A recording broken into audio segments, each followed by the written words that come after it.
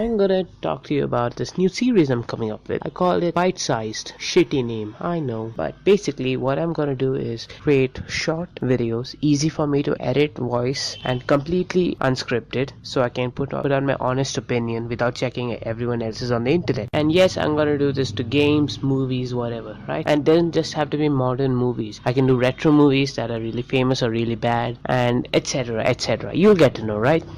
So what are we doing today? Today we're going to do a movie called The Shawshank Redemption.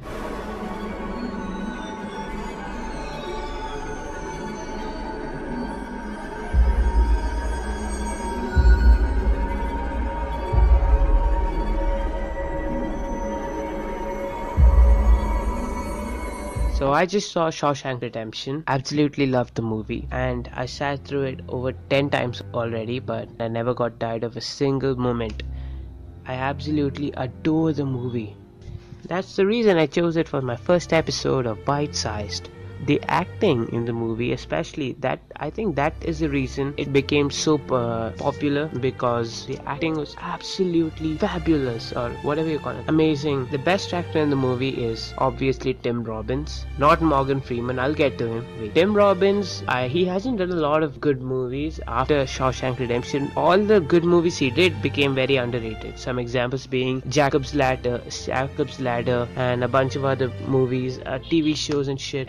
Anyway, he played Andy Dufresne, and he is one of the most interesting characters in cinema today. I cannot figure out what made this man tick. What is going on inside his brain? Like, if you're a moviegoer, right, you'll understand he's just a hero, protagonist, he does good things. But the last minutes of the movie changed my entire mind. I have no idea how this character worked, but I'm not gonna talk about him, or else I might spoil the movie. Secondly, there's Morgan Freeman. Of course he's good, obviously. When has he ever done a bad movie? So Morgan Freeman played Red, and an interesting thing, I read the short story before watching the movie. The short story is by Stephen King, by the way, and for some reason Red in the story is not a black person. He's just a ginger-haired elderly man. I have no idea why it was changed. In fact, many great actors such as Harrison Ford, who was Han Solo, and Indiana Jones. Clint Eastwood, of course, he needs no introduction. He's the guy in the movie where the music was like. And even Paul Newman, he of course needs no introduction. But for some reason, it went to Morgan Freeman, and they even joke about this in the movie. When Andy asks him,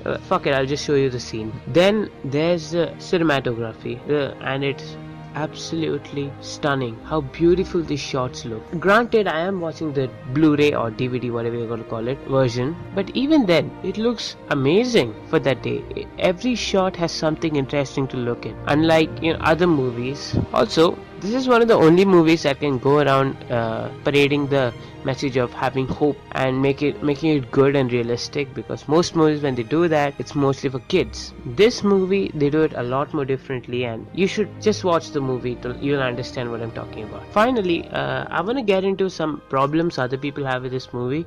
Of course, I'm not saying this movie is flawless, right? I'll tell you my problems with it, but not right. Some people say it's boring, but I cannot agree with them. I think these people are one of the people who praise Transformers 4 as one of the greatest movies of all time. The movie is emotional roller coaster. It makes you happy, it makes you sad, it makes you furious, and it does this all without forcing the audience like Suicide Squad. It rather than saying sad backstories for other characters, it develops a character through emotions and dialogue, rather than telling, oh look, his wife died, you guys have to be sympathetic. So also, some people think that there is no character development. Again, these must be the same people who praise movies like Jurassic World and Suicide Squad, who think that has intelligent script and great acting, of course. Well, these are the same kind of people who will tell you that in order to develop character, you have to show their backstories. I know I may be repeating myself, I don't care. This is a shitty thing, and